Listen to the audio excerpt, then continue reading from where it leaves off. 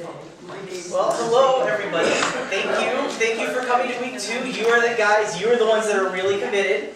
That you came the second week. Awesome. I'm very glad. So if you guys would all bow your heads for a moment, and let's start this over with prayer.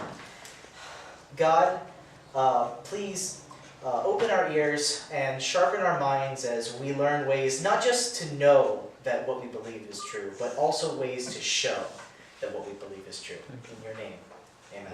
Amen. Amen. All right, as we start today, I want to address a question that I got last class, because at the time I sort of glossed over it, but I've been thinking about it, and it's actually very relevant to what we're going to be talking about this class. The question was, what should you say to a person who thinks that the Big Bang is the explanation of the universe? In the context of last class, which was when we got the question, we were looking for explanations for why the universe exists.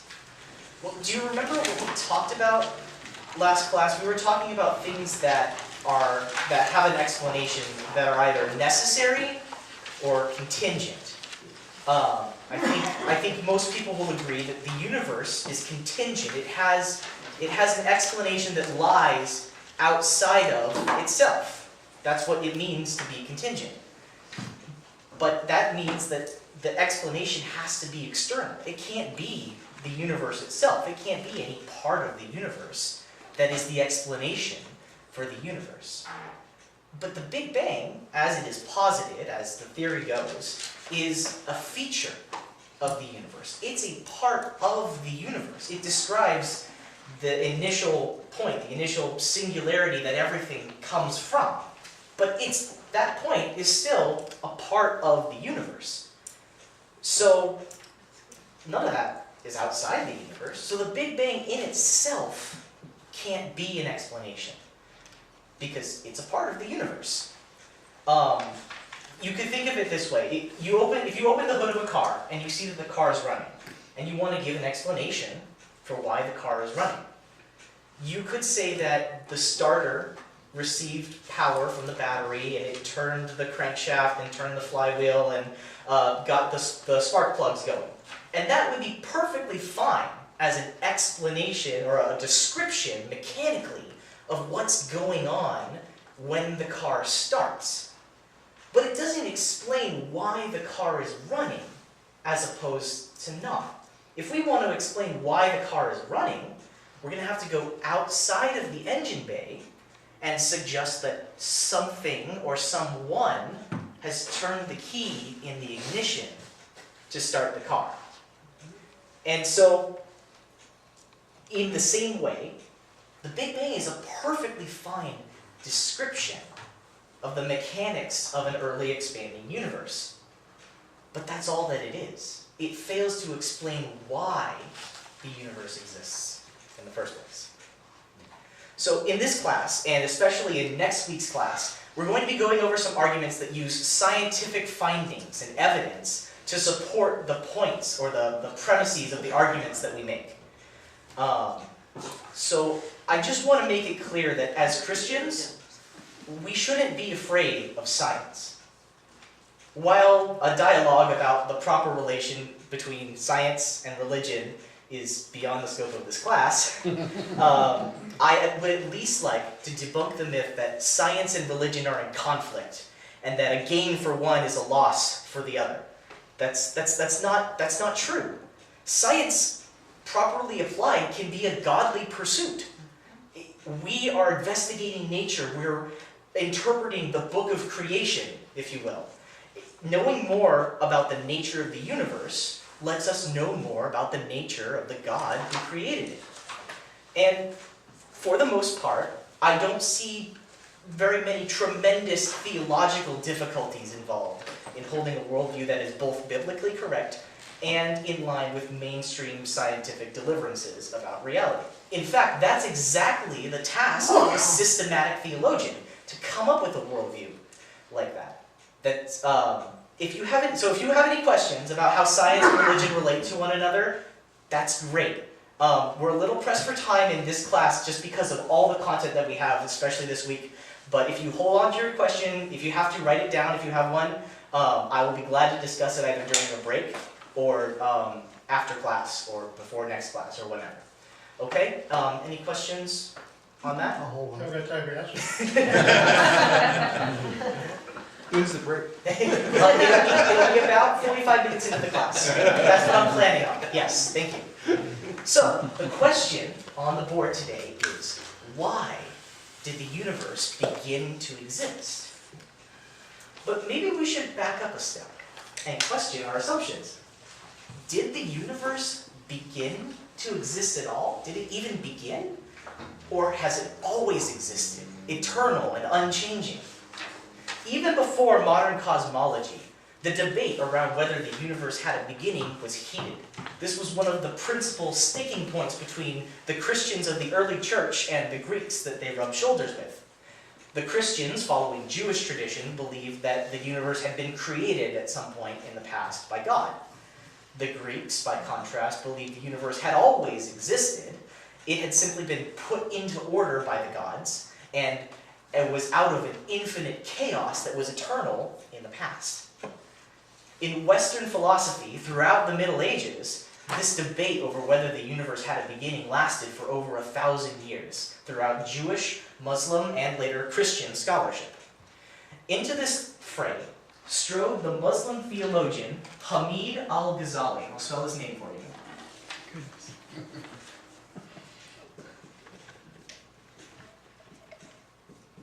Hamid al-Ghazali. He brought forth arguments using philosophy and logic for why the universe couldn't be eternal in the past, but it had to have some kind of cause. So, just a little bit about Hamid al-Ghazali. He was a 12th century Muslim philosopher and theologian from Persia, or modern-day Iran. He wrote a book called The Incoherence of the Philosophers. I love that title. He heavily critiqued scholars of his time who thought that the universe was eternal. His central argument is extremely simple and it's extremely powerful. Today, it's called the Kalam cosmological argument. Kalam is an Arabic word that refers to medieval theology. It means the study of God. It means theology. Ghazali's argument was discussed among other Muslims, and then later by Jews and Christians as well, who took it and developed it even further. So let's just jump. Let's go straight to the argument. Because al-Ghazali formed his argument like this. This is so simple. Simple? Yeah, very simple. So first premise. This is simple. Anything that begins to exist,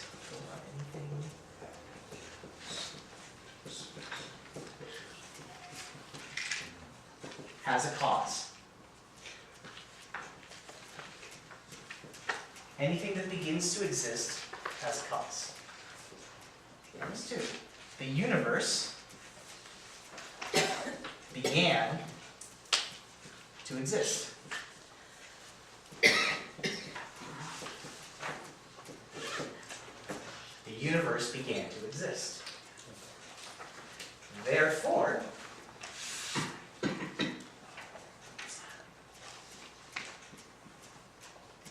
the universe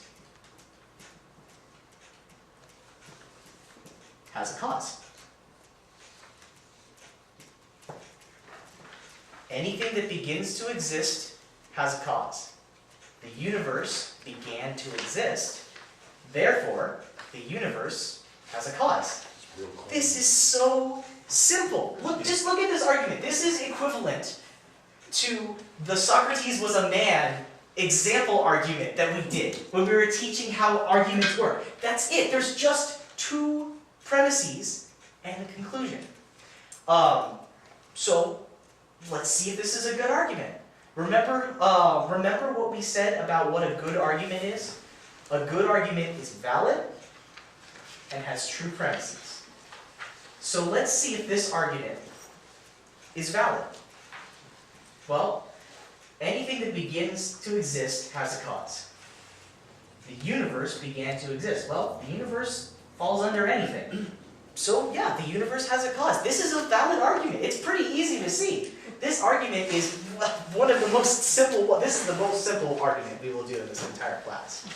It's airtight. So the only thing that we have to see is whether these two premises are true, using our 51% criterion. If it's more likely than not that this is true, and if it's more likely than not that this is true.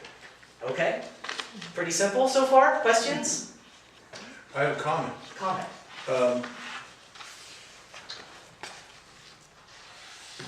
I'll hold off. Awesome. Okay, well then, let's start with premise 1. So this is on your handout sheet. Under number 1, whatever begins to exist has a cause. Okay? So I think that there are 3 good reasons why we should think that this is true rather than false. First of all, something cannot come from nothing.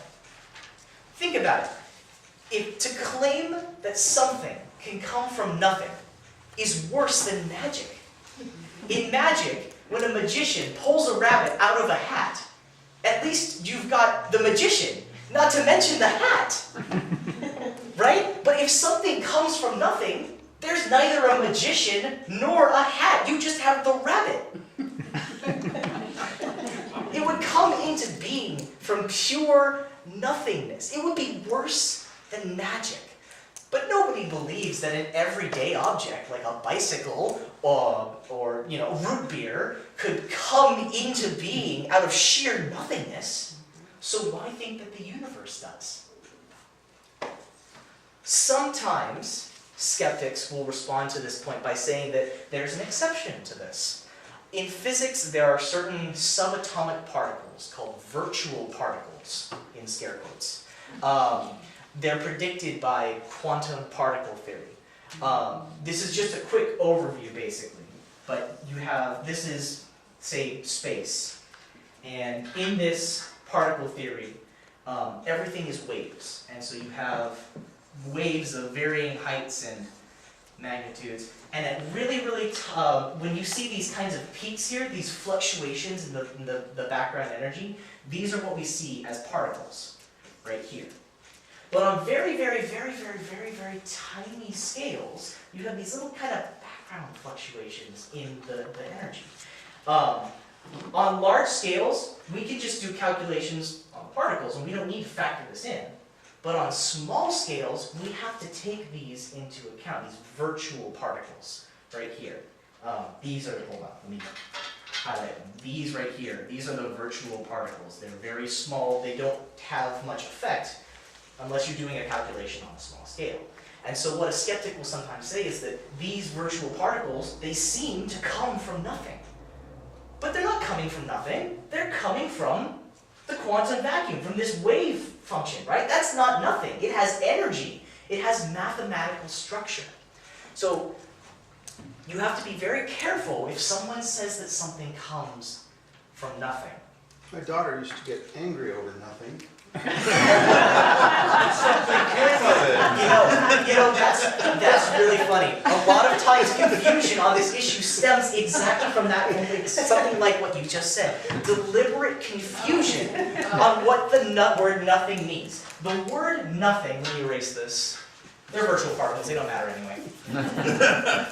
It's all particle. The word nothing in English is a term of universal negation. What it means is not anything.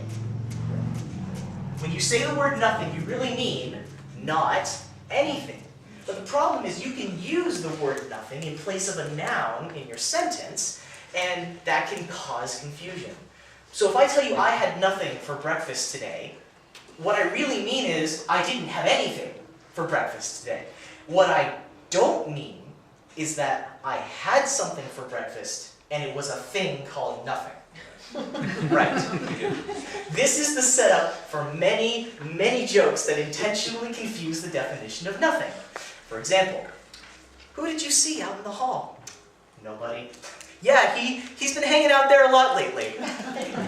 Or, what did you have for lunch? Oh, nothing. Wow, really? How did it taste? Or, what do you see out there? Nothing. Wow, there sure is a lot of it. In fact, getting confused about the definition of nothing is a form of humor that is as old as literature. Has anyone read the Odyssey or is just kind of vaguely familiar with it? Remember when Odysseus meets the Cyclops? He introduces himself as nobody. Yeah. Well, one night he puts out the Cyclops' eye, and it starts screaming, "Help! Help! Nobody is killing me!" So what do the other Cyclopses do? They say, "Oh, well, if nobody's killing you, well then you must be sick, and we can't do anything about that." And Odysseus makes his escape. But the crucial point is that using the word nothing in this way is a joke. It's a joke to use the word nothing and have it mean something. And yet, it is very often that you will find in popular science books uses of nothing to refer to something that is actually substantive and real. Listen to these quotes. "There are a variety of forms of nothing, and they all have physical definitions. The laws of quantum mechanics tell us that nothing is unstable." Or, "70% of the dominant stuff in the universe is nothing." Or, "There's nothing there, but it has energy." Or, "Nothing weighs something." Or, "Nothing is almost everything." Now, in each of these sentences, the word nothing doesn't mean what we've been saying it means. In each case, the author, science popularizer Lawrence Krauss, is referring to either a kind of mathematical structure, a particle that doesn't have any mass, or some kind of physical object that we can't detect yet using our current scientific instruments. The author is using nothing in exactly the same way as it was used in the Odyssey, and in jokes with the same confusing effect. At best, this is misleading, and at worst, this is a deliberate misrepresentation of science. So think carefully. If someone tells you that something can come from nothing, is it really not coming from anything? Or does it really have a cause that they're calling nothing? That was my first point. That was easy. My second point, if something can come into being from nothing, then why doesn't anything and everything come into being from nothing? Think about it. If a universe can come into being without a cause, from nothing, then why don't other things, like horses and trees and buildings, also come into being without causes, from nothing? What makes nothingness so discriminatory that only universes can come from it? Nothingness doesn't have any properties. It doesn't have any constraints because there isn't anything there to have properties or constraints. So if it's true that universes can come from nothing, then the floodgates are opened. And it should be the case that we see all kinds of strange things just popping into existence. But the fact is that we don't. My third point, and my final point on the first premise. Common experience and scientific evidence confirm premise one. Premise one is our common response, our common sense response to everyday life. We see things come into existence because they have causes. And throughout every scientific experiment that has ever been performed, this premise is always verified and never falsified. Things that begin to exist have causes. Someone who denies that would have to go against both their everyday experience and the weight of modern science. So that is premise one. Anything that begins to exist has a cause. I think that's pretty true. I think that meets our more likely than not criterion. Any questions? Jeff? Yes, and I agree that premise one is literally bulletproof. But Okay. here's my rub. I can't figure out why it can't be just anything that exists as a cause. That is a great question. This is the difference between the Kalam argument today and the contingency argument yesterday. or yesterday, Last last week, week, yeah. thank you. To say that anything that exists has a cause would be to say that something that exists eternally has a cause. But I don't think that that's true.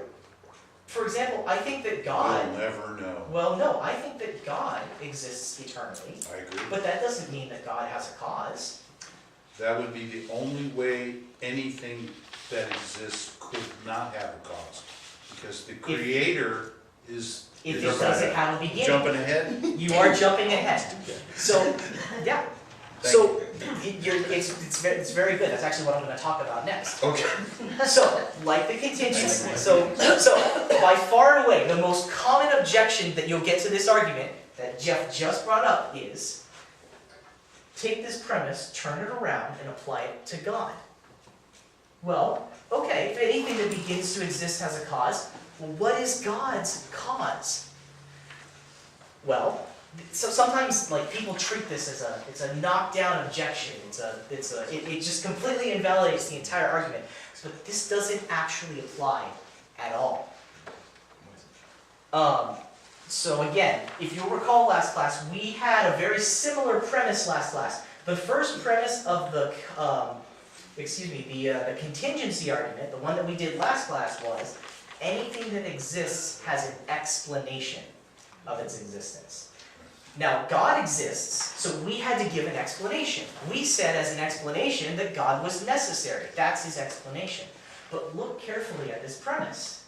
Anything that begins to exist has a cause. God is an eternal being. He has no beginning or end. He doesn't begin to exist, and so he needs no cause. He has an explanation that he's necessary, but he doesn't have a cause. Does that make sense to everybody? Does that make the difference? This is why you have to be very careful. People will try to press this objection, and it works on the contingency argument, but it does not work with the Kalam argument. God doesn't need a cause because he doesn't have a beginning. Does that make sense to everybody? And that would be the second part of what you just said there. That would be where I'd hang my hat.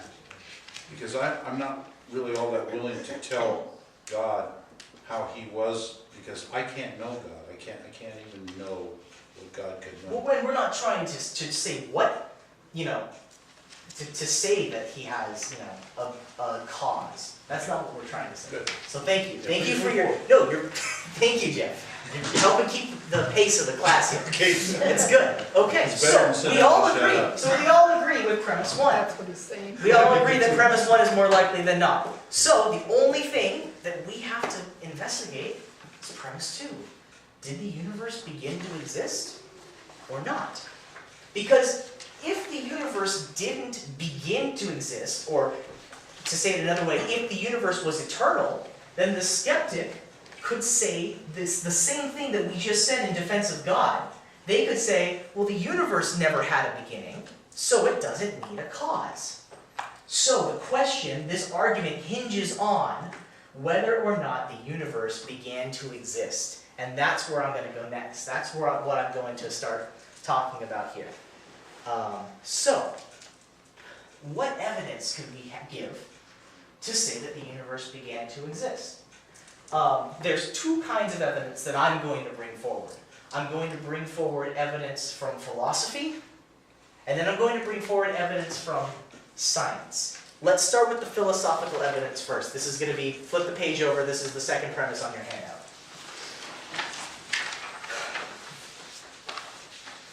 So these reasons that we're going to be talking about from philosophy are actually from Al-Ghazali himself. He actually wrote about this kind of stuff, and that's what he used as a defense of his premise too. So, Al-Ghazali had two reasons why he thought that the universe began to exist. His first argument invites us to consider a timeline of the universe. Imagine a timeline of the universe, and there are various events all strung along the line here.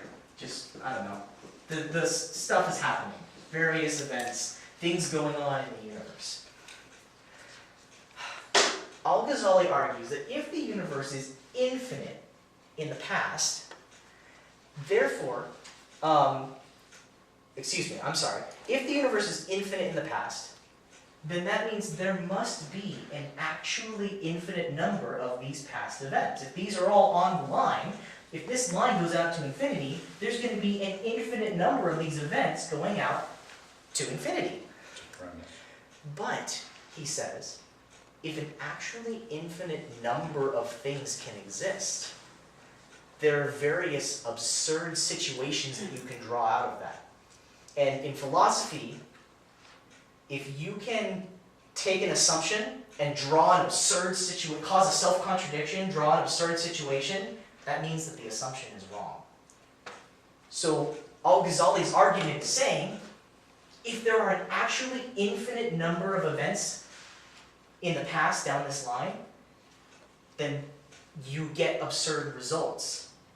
And that means that there can't actually be an actually infinite number of events. At some point, this line has to end. There can only be a finite number of events.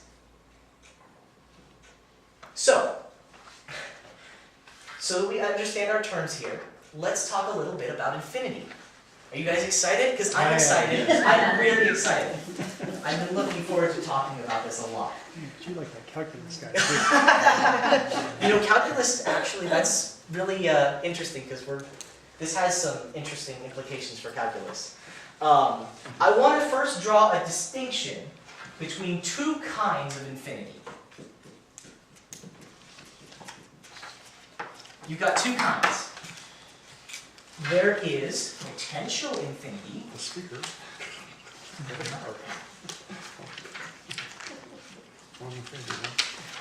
And there is actual infinity.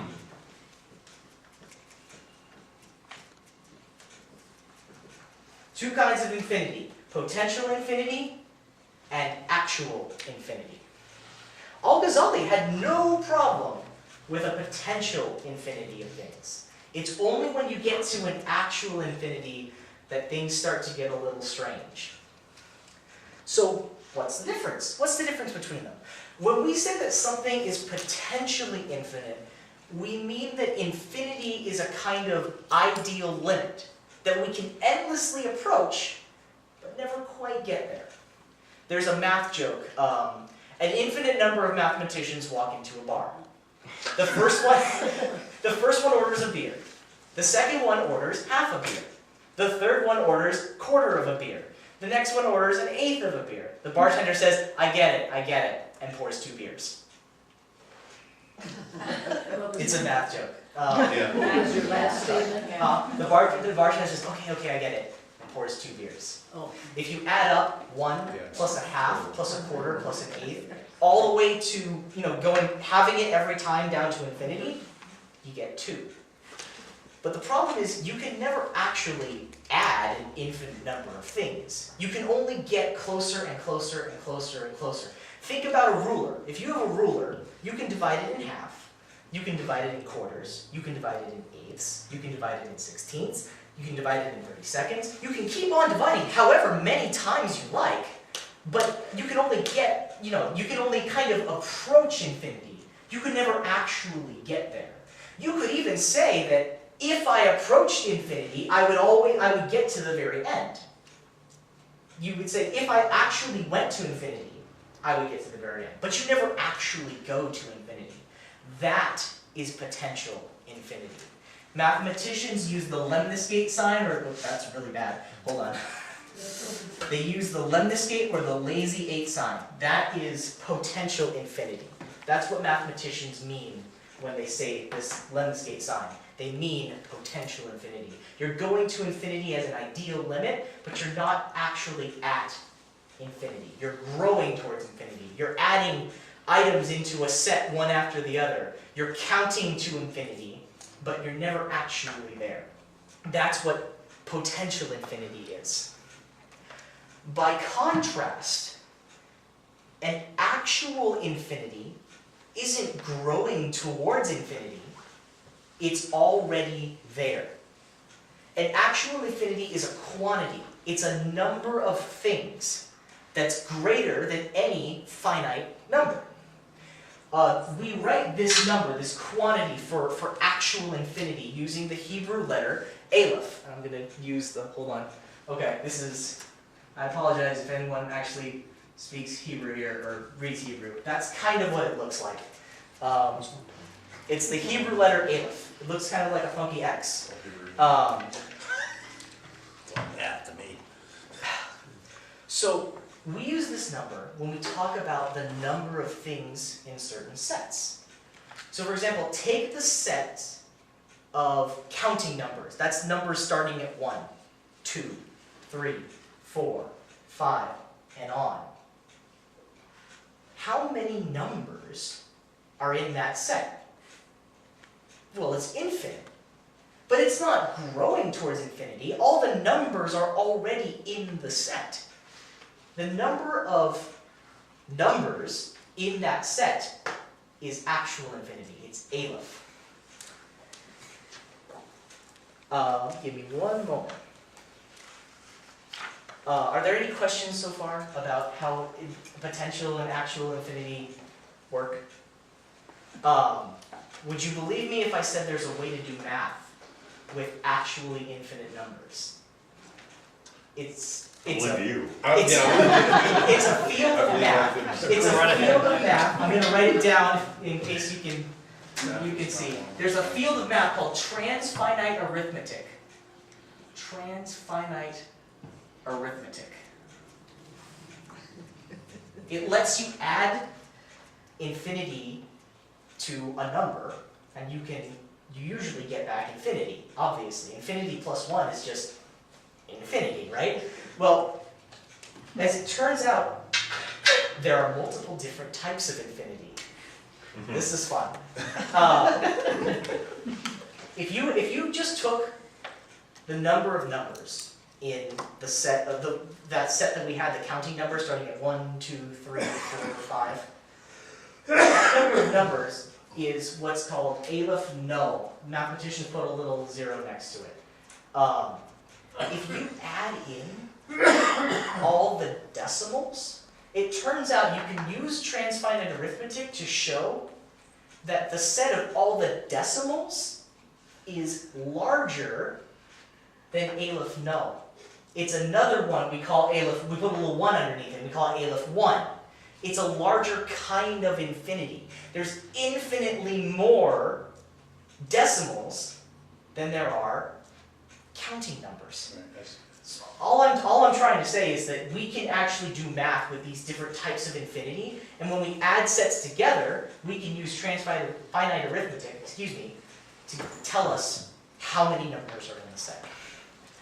So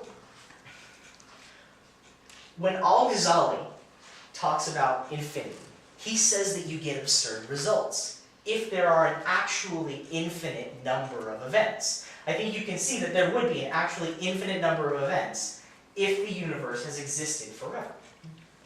So what are these absurd results that I've been hinting at for the past 10 minutes and I've never actually told you about?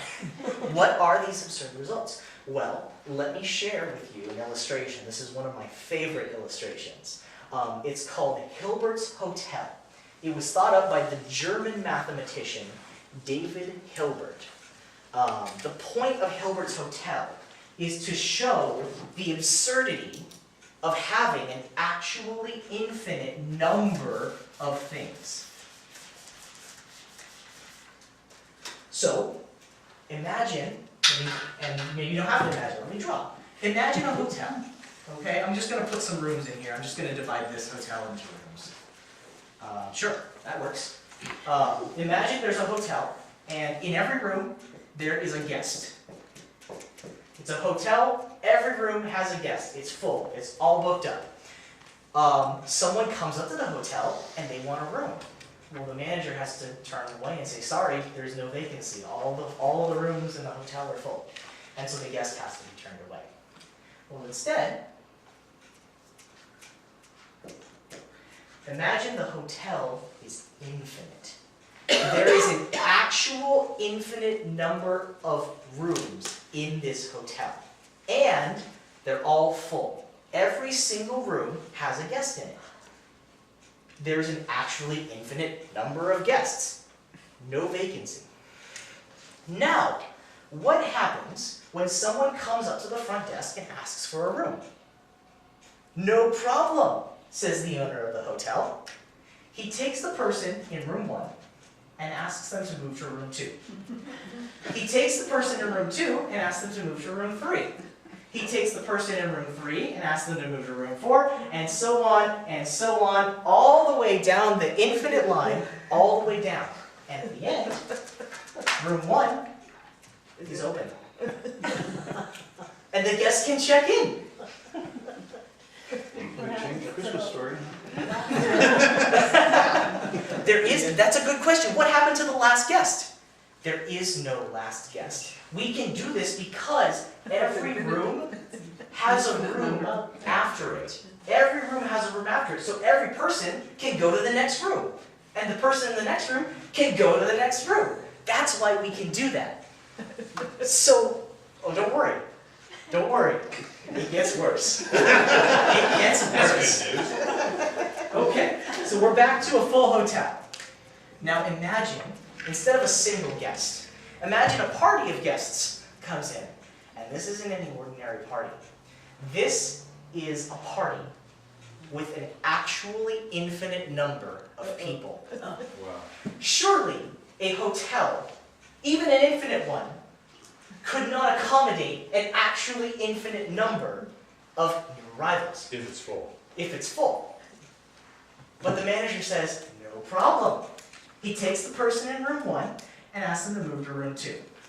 He takes the person in room 2 and asks them to move to room 4. He takes the person in room 3 and asks them to move to room 6. And so what you'll find is, every person moves into a room that's twice the number of their old room. Right? Well, 2 times anything will always give you an even number. So, the only rooms that are full at the end are the even-numbered rooms. And all the odd-numbered rooms are free. But there's an actually infinite number of odd numbers. And so, the infinite party can check in into all the rooms, all the way down the line.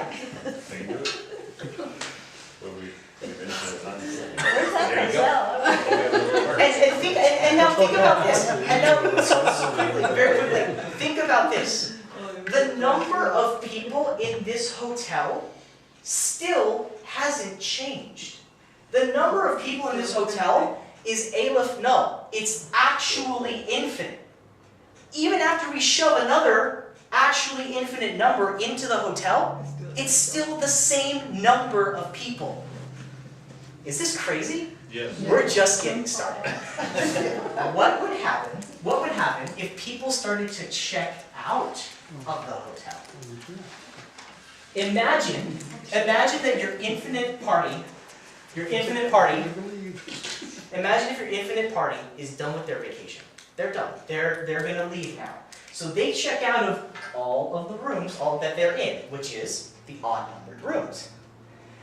So how many people are leaving the hotel? How many odd numbers are there? There's an Aleph null number of odd numbers. But that's the same as the number of people in the hotel, right? So the same number of people that are in the hotel leave the hotel. If you did that in a normal hotel, if there were 7 rooms in a hotel and 7 people left, you'd be left with an empty hotel. But here, they're just in the odd-numbered rooms. So, you have an Aleph null number of people in the hotel, an Aleph null number of people leave, but you still have an Aleph null number of people that are still in the hotel, right? Now you have a lot of And all the empty odd numbers, and all the odd numbers are empty, right? So, there's still an actually infinite number of guests, even though an actually infinite number of people left. Well, now every other room is occupied, and the manager has a half-empty hotel. But as every good hotel manager knows, a half-empty hotel is bad for business. So, he does the same trick in reverse. He tells everybody to move to the room that's half their own. He does it in reverse. So you have a hotel that is alternating empty, full, empty, full, empty, full. So 2 goes to 1, 4 goes to 2, 6 goes to 3. And by just telling people to do that in reverse, he transforms a half-empty hotel into a hotel that is bursting at the seams with no vacancies whatsoever. Right? So now you might think, with all this infinite trickery, that the manager would always be able to keep his hotel full. But that's not the case.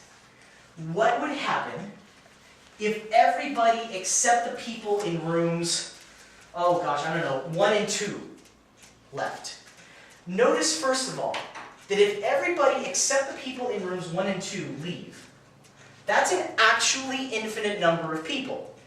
Again, the same number of people as that infinite party that checked out of the odd-numbered rooms. That same number of people leaves, except now we're left with a hotel that is virtually empty. We only have guests in room 1 and 2. There's no one in the rest of the hotel, even though the exact same number of people checked out as checked out from the odd number of rooms. Is that crazy? Is that absurd? Does that make sense to people? No. It doesn't. Right. Exactly. So, before I go on, do you guys have any questions about how this works, or that I could explain better about how infinite numbers work? This is the absurdity that results. If you're feeling confused about this crazy hotel, that's good. That means you understand that these situations are absurd. If a hotel like this existed in reality, it would be absurd, right? So, to say that a hotel like this exists in reality is the same thing as saying an actually infinite number of events exist. Nothing hinges on this being a hotel. So, to say that this is absurd is to say that an actually infinite number of any objects is absurd. It's absurd to say that an infinite number of objects could really exist in reality. You can't have an actually infinite number of existing things. Now, someone at this point might say, well, we don't really understand. We don't really have a good understanding of how infinity works. So this is exactly what we should expect. We should expect it to be absurd. But that's not true. We do understand how infinity works. Because we have transfinite arithmetic. We can do math.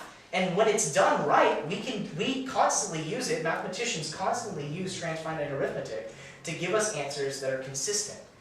But when we try to do something like this in reality, outside of ideal math land, it breaks down. It's impossible for this kind of thing to exist in reality.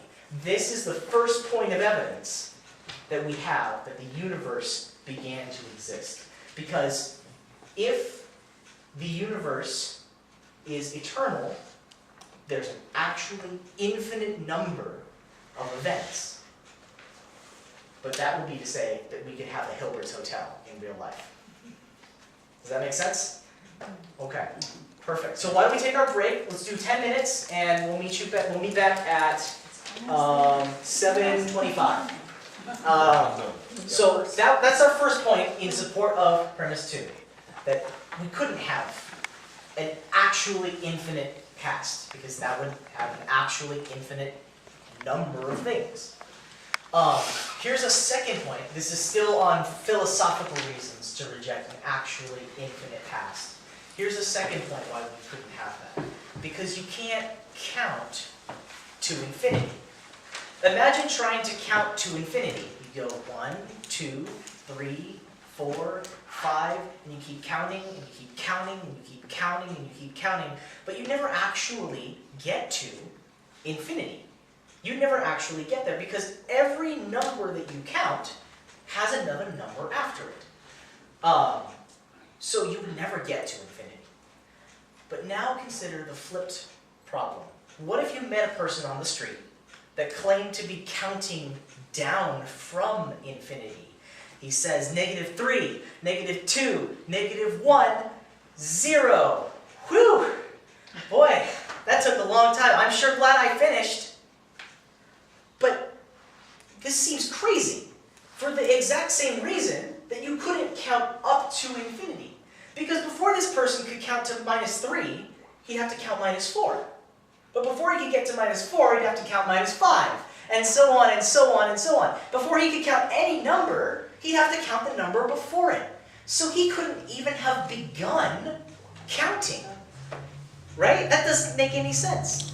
But that's not the only problem. Because you could rightly ask this person, why didn't they finish a second ago? Why didn't they finish a week ago? Or a year ago? Or 100 billion years ago? Right? If they've had an infinite amount of time to count all the way down from infinity, then they have had infinite amounts of time to do it. They should already have finished. They should already be done. So they can never actually finish at any time. They could never finish. It doesn't make any sense to say that you could count down from infinity. And yet, if the universe is eternal in the past, then that has happened. We've counted down from -infinity seconds to now. But why are we only at now? Why aren't we 2 weeks ago? Why aren't we 2 weeks in the future? There can be no reason, because this is an absurd situation. So, the universe can't have had a beginning. It must have begun a finite time ago. Let's see. One possible objection somebody might say is, it might go like this. Let's say that the past is beginningless. Even in a past that's beginningless, if you pick any event, the distance from that event to the present is a finite distance. In fact, no matter which event you pick, as long as it is an event, it has a finite distance from there to the present. So you can cross any event to the present, right? There's no problem. But this actually commits a logical fallacy. Remember what we said a fallacy was? It's a logical failing. It's when you've done something wrong logically. This fallacy is called the fallacy of composition, the fallacy of composing. It happens when you reason from a part to a whole. The fallacy of composition happens when you say that because every part of an elephant is light in weight, that therefore the whole elephant is light in weight. Right? That would be wrong to do. Well, they're saying that because every event can be crossed to the present, that means that the whole series can be crossed to the present.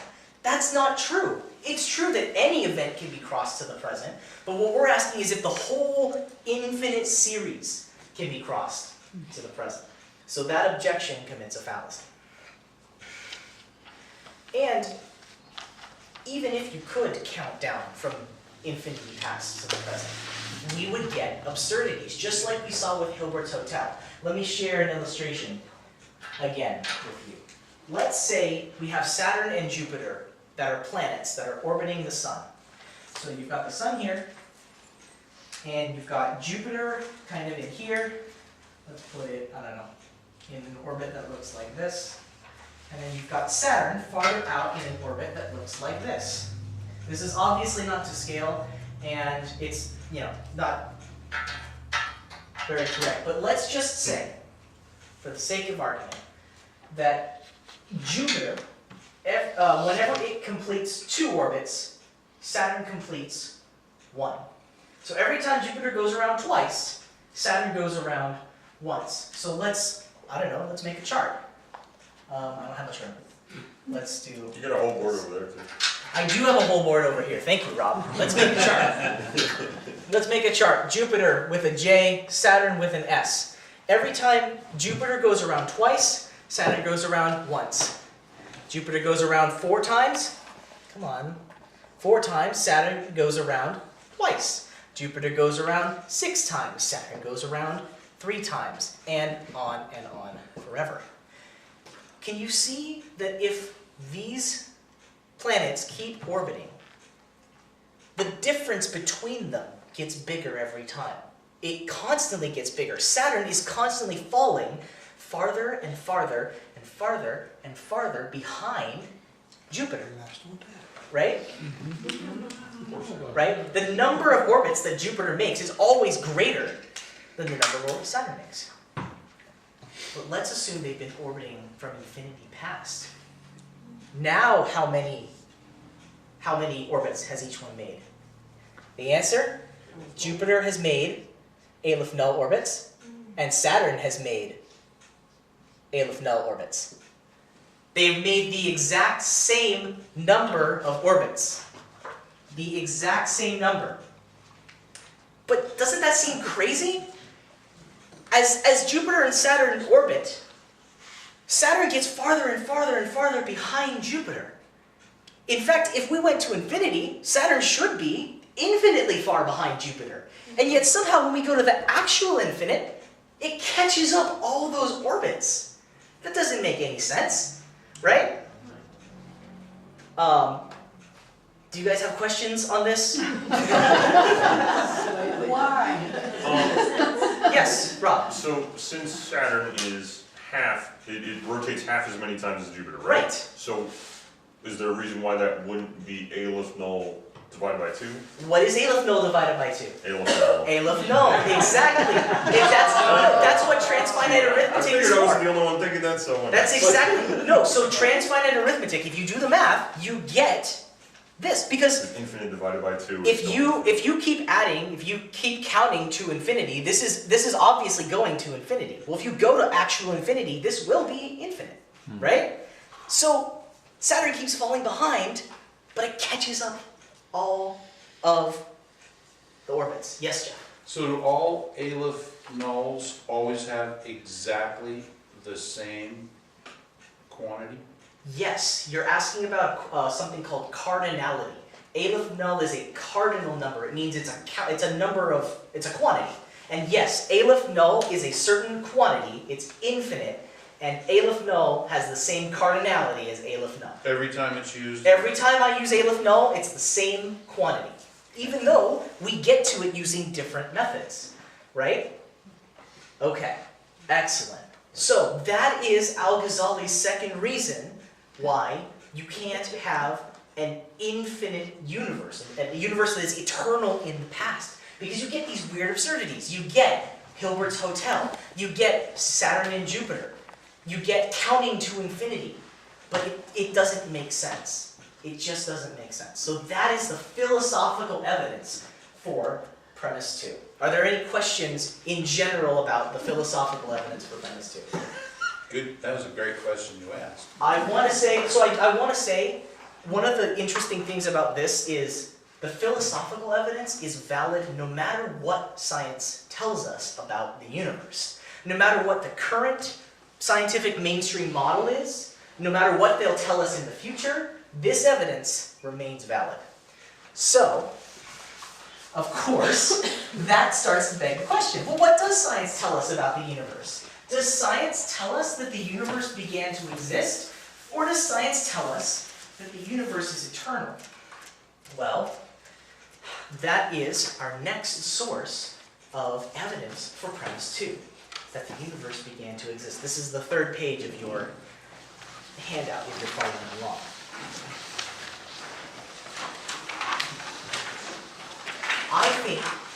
I think that this evidence will be very effective for the typical non-theist, because the contemporary mainstream scientific view very strongly supports the idea or the claim that the universe began to exist. Al-Ghazali could never have predicted the fervor with which cosmologists studied and continue to study the heavens. But he would be glad to know that his philosophical claims have been vindicated by modern science. When we take measurements of the stars and galaxies and we do applying common scientific principles to them, it furnishes us with even more evidence that the universe began to exist. So we're going to go over 2 pieces of evidence from modern science that suggests that the universe began to exist. One from cosmology and one from thermodynamics. So let's start with cosmology. Throughout the history of science, the general assumption about the universe was that it was static and unchanging.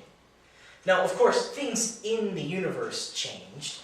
Planets and moons orbited, and stars were born, and stars died. The Earth turned on its axis. But as a whole, on a large scale, the universe was thought to be static, was thought to be eternal in the past. This was the default position of many astronomers and cosmologists who sought to explain the existence of the universe. In 1917, Albert Einstein started with this assumption when he wanted to start applying his brand new theory of relativity to the universe. The theory of relativity explains how gravity works on large scales. And what larger scale can you get than the entire universe? That was what Einstein was trying to do. But something was off when he plugged in the numbers. The universe that his equations described wasn't static. Instead, it was either blowing up like a balloon or shrinking down onto itself. Frustrated, Einstein had to, as he called it, fudge the numbers by adding in a number, a constant that took this strange expansion or contraction effect into account and keep the universe stable. So he had to fudge the numbers to fit with his assumption. However, in the 1920s, a few years after this, there were two astronomers that decided to, instead of fudge the numbers, just take his equations at face value and see what the consequences were. Well, what they came up with was a model of the universe that is expanding over time. This model became known as the Friedmann-Lemaitre model. I lost my pen, that's okay. The Friedmann-Lemaitre model.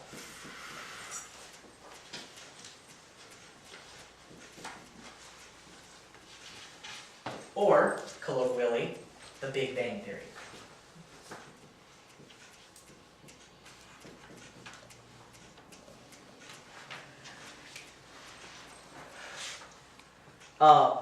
This model was, initially, it generated some buzz, but it didn't have any evidence. It didn't have anything to confirm that it was true. It was just a model. Fortunately for Friedmann and Lemaitre, around this time, the astronomer Edwin Hubble was taking measurements of the galaxies that he could see. And interestingly, what he found was that the light that we got from the galaxies was red-shifted. What does it mean to be red-shifted? Well, light travels in a wave, just like sound, right? If you've ever heard an ambulance drive by you, you know that if something is moving past you, the sound kind of drops in pitch, right? That's called the Doppler effect. The reason why it happens is, if you have an ambulance here, I'm just going to draw a box. If you have an ambulance and it's giving out sound waves, but it's traveling this way, the sound waves are going to have a center here, and then they're going to have a center here, and then they're going to have a center here, and then they're going to have a center here. Obviously that's not to scale, but what you end up with is the sound waves are squeezed here, and they're stretched out here. And stretched out waves, waves that happen farther apart, sound lower. Well, the same thing happens with light if you're going fast enough. A galaxy that's moving away from us, the light waves are going to be stretched out, and longer light waves look redder. That's what red shift is. It's this exact same thing. It's the ambulance driving by you and the sound dropping in pitch. That's what red shift is. And so what Edwin Hubble found was that since the light was red shifted, that meant the galaxies all around us, in every direction he looked, were moving away from us. It seemed like we were in the center of a cosmic explosion that was flinging all the galaxies away at incredible speeds. Well, this was the evidence to confirm the Friedmann-Lemaitre model. This was the evidence that was needed to give it its clout. Today, it's known colloquially again as the Big Bang Theory. But that name is a bit of a misnomer. It's not as if we are really in an explosion at the center of the universe. Because if you were in one of those other galaxies and looking out, you would also see all the other galaxies moving away from you. And if you're in a different galaxy, you also would see all the galaxies seeming to move away from you. That's because in the Friedmann-Lemaitre model, it's not that the galaxies are moving through space. Space itself is expanding. So, how could we visualize this? Imagine you make a batch of raisin bread, right? So you have a bunch of dough, and you put raisins are all in different places in the dough. And you put it in the oven, and the dough rises. Well, if you sit at the perspective of a raisin, you are not moving in the dough. You and the dough next to you is staying in the same place, right? And it looks like all the other raisins are moving away from you. Well, if you sit at any other raisin, you also are not moving in the dough, and all the other raisins are moving away from you, right? So you're not moving, and the dough that you're sitting in is expanding. So replace the raisins with galaxies, and replace the dough with space, and that's kind of an analogy for how cosmic expansion works. Question. Yes? Are we going with the premise that it's a creation and not an incident? like We're a not Big saying Bang? anything about whether it's a creation yet. Okay, so my question is, Yes. what does the Big Bang Theory really mean to me as a Christian talking to a secularist? So I went over that again at the beginning of class. Well, this is- But that's okay. That's okay. For the purposes of this class and for this argument specifically, all we care about is whether the Big Bang suggests that the universe began to exist. Okay, that's fair enough. And I as can go with that. as I said, I don't see tremendous theological problems with a worldview that includes the Big Bang Theory. I do. That's just my personal opinion. Hey, good, and I'm willing to go along with this. Okay, perfect. Excellent. So that means that over time, the universe is expanding. So over time, things are expanding. Things are getting farther away from each other. Things are getting bigger. Not the individual galaxies themselves, but the space between them.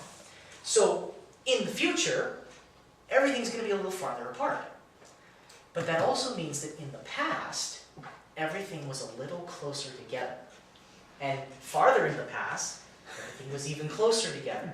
And farther in the past, everything was even closer together. So let me draw you a diagram of what the universe looks like on the Friedmann-Lemaitre model.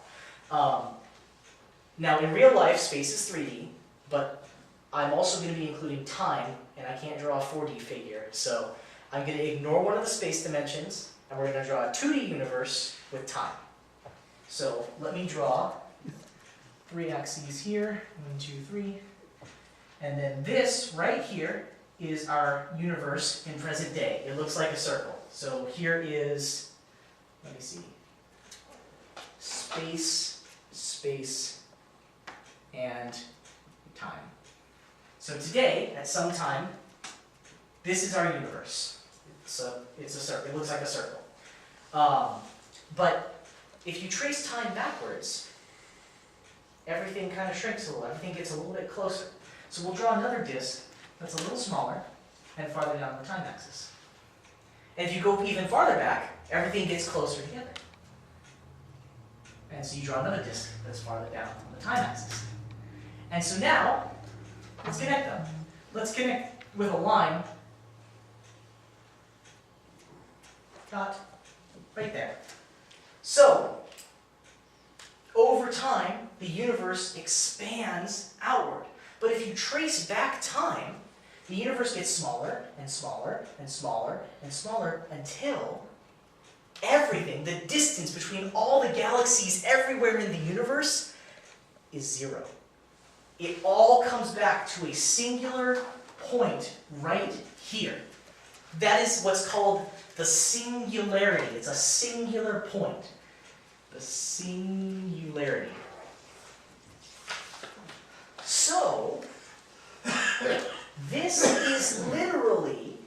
beginning of space and time.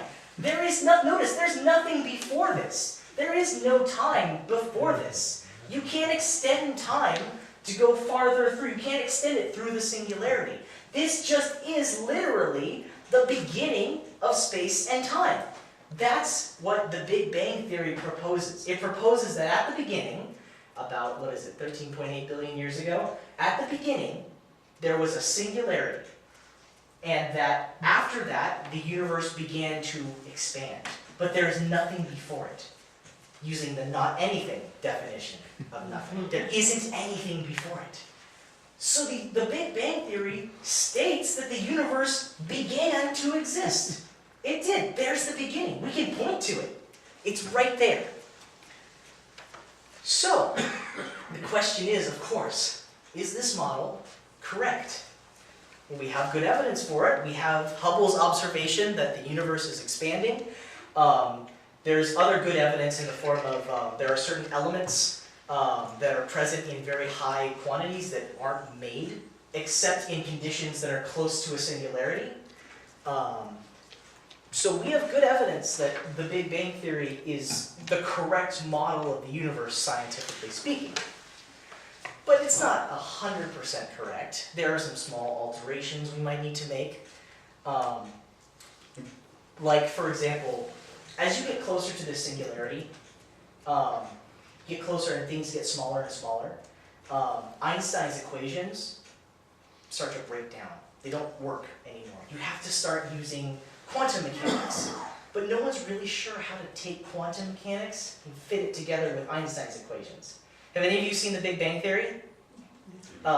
You know Sheldon and Leonard from the Big Bang Theory? That's their job. Their job is to figure out what's going on right here, just above the singularity, and how they can fit the micro world of quantum mechanics to the macro world of Einstein's equations. So for all we know, I mean, there could be a little squiggle right here, or right here. Possibly. It might be that this expansion right here isn't constant. It might look more like a bell. It might expand really fast and then really slow. But none of the alterations that we make changes the fact that it's still a singularity there at the very beginning. So, the Big Bang Theory supports our premise that the universe began to exist. Are there questions on that? Good.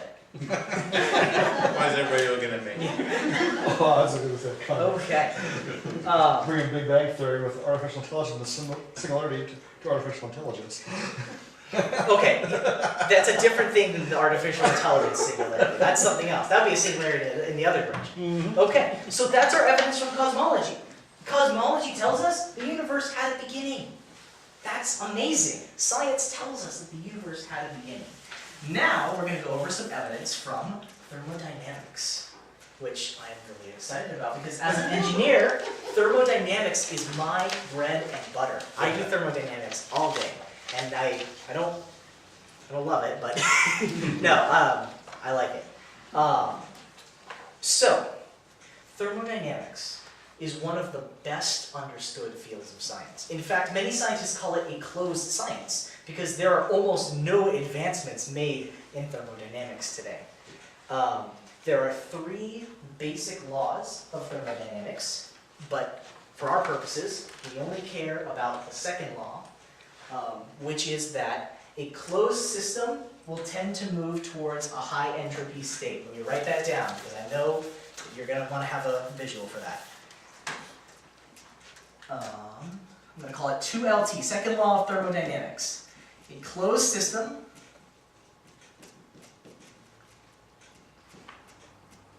will tend to move towards a high entropy state. A closed system will tend to move towards a high entropy state. We want to know, of course, what are these? What is a closed system? What is entropy? A closed system is a system. It's a group of particles, things that there isn't any energy going in or out. All the energy that's in the system stays in the system. That's a closed system. And then the other question is, well, what's entropy? What is entropy? Let me draw a diagram so that'll help you out. Imagine our closed system is a box of air. So we have a box. And we're going to start some air, and we're going to start it up here in the corner. I'm just going to put some air particles. This is our closed system. We have a bunch of air particles. It's a box of air. The air particles start up in the corner of the system. Okay? Entropy is a measure of how disordered or evenly mixed something is. It's a quantity, it's a number that we can use to find out interesting properties of a system. So we start our box of air with a bunch of air in the corner. There's a bunch of air particles here in the corner. And then we let it go. And as we let it go, all these different air particles start bouncing off the sides of the box. They start bouncing off each other, and they end up in this state here, where you have a bunch of different air particles kind of scattered around the box, kind of evenly mixed. So what we mean by entropy is here, this is a very low entropy state. It's very ordered. It's very, it's not evenly mixed. Look at all the space that it could be in. It's not very well mixed at all. Here, it's very disordered, and it is very evenly mixed. So this state here is low, low entropy. And this state here is high entropy.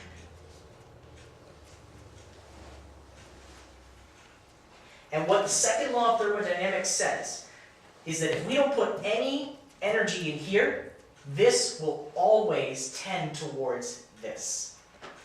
Now, we could, if we wanted to, take all this air and shove it back up in the corner.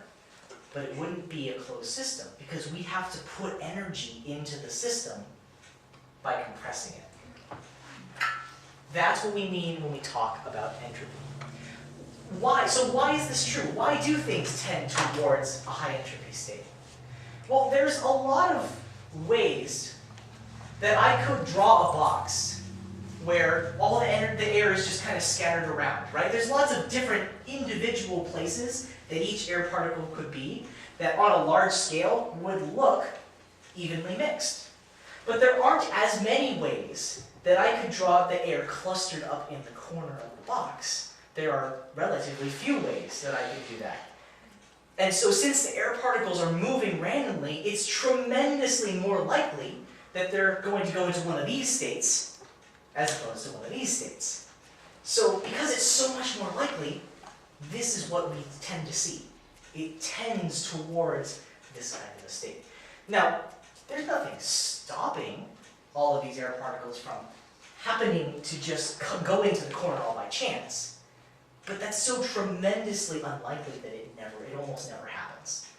So that's what we mean by energy, and that's what we mean by the second law of thermodynamics. Are there questions about how that works? What if it was a balloon? What if it was a balloon? What do you mean by that? What if they just have being in a box or in a balloon? You could do that too, sure. Nothing changes. It works perfectly fine.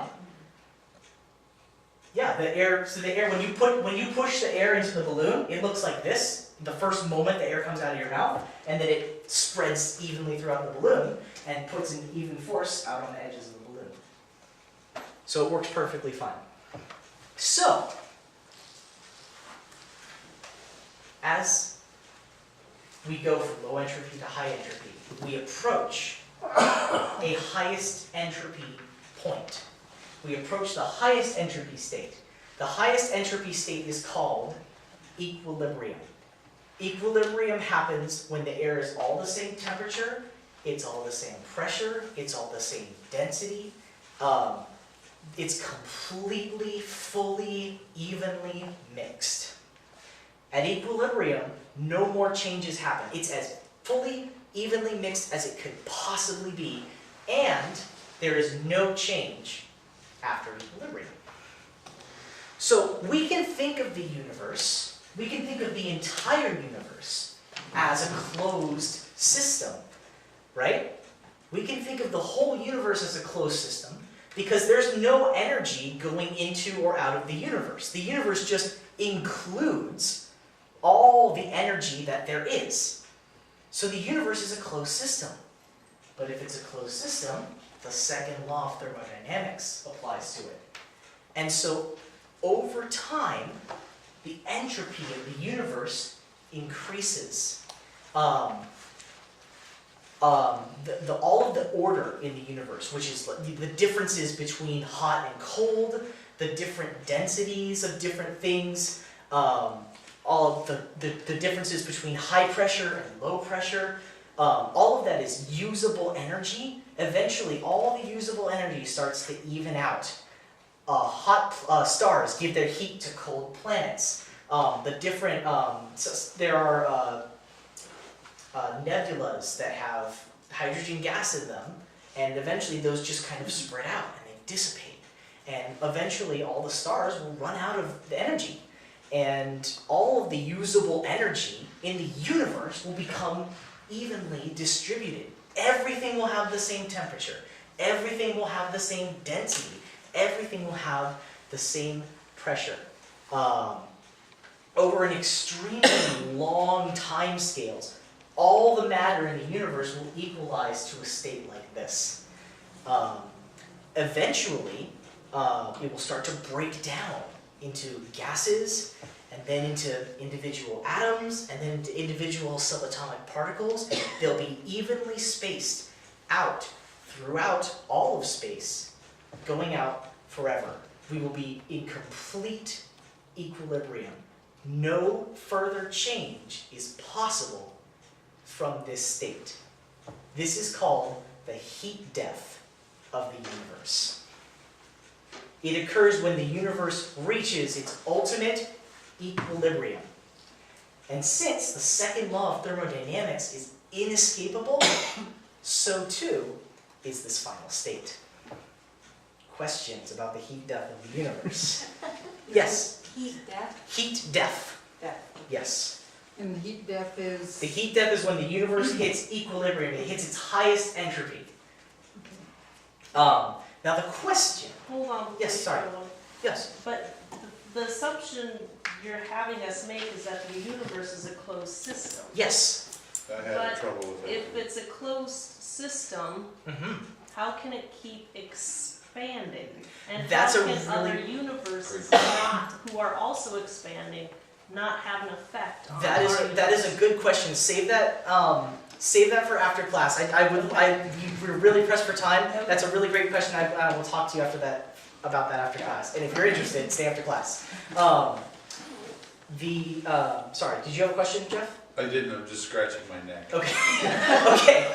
So the question that arises from this grim prediction of the heat death of the universe is this: if as opponents to this say that the universe has existed forever, if the universe has existed forever, why are we not now in this ultimate state of high entropy, of heat death and equilibrium? We can see the universe has an orderly structure. There are stars everywhere giving off unimaginable amounts of usable energy. Temperature differences in the universe are billions of degrees to almost absolute zero. But if, as the second law says, the universe is always winding down, then why is it not already all the way wound down if it's had infinite time to do so? This implies the universe hasn't existed forever. It's only had a finite amount of time to wind down, which is exactly our point. The universe began to exist. So thermodynamics as well confirms premise 2 for us.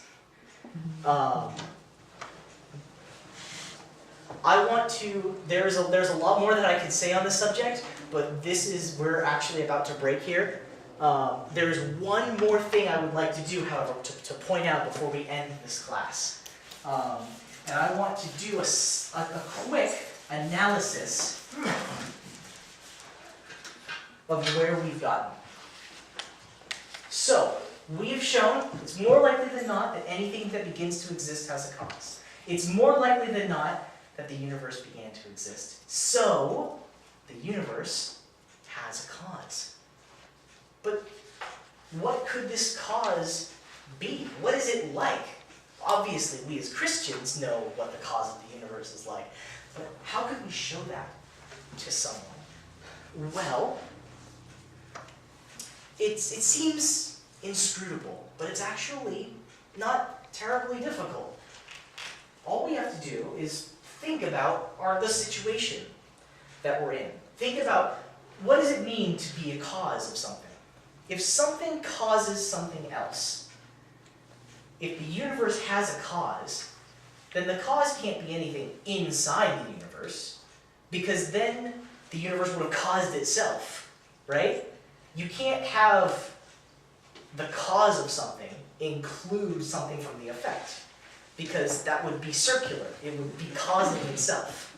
So the cause of the universe can't include anything that's in the universe. Well, what are some things that are in the universe? Well, the universe has space, so the cause has to be spaceless.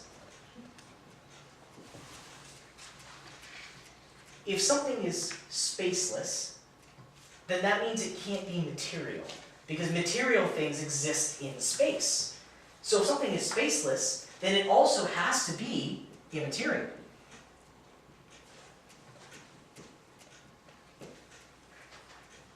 What else is in the universe? Time is a feature of the universe. So the cause of the universe has to be timeless. And time is necessary for change to happen. So the cause of the universe, if it's timeless, must also be changeless. And if you think about a cause, something that could cause the entire universe to come into being out of nothing else other than whatever it is, well, then that cause must be enormously powerful.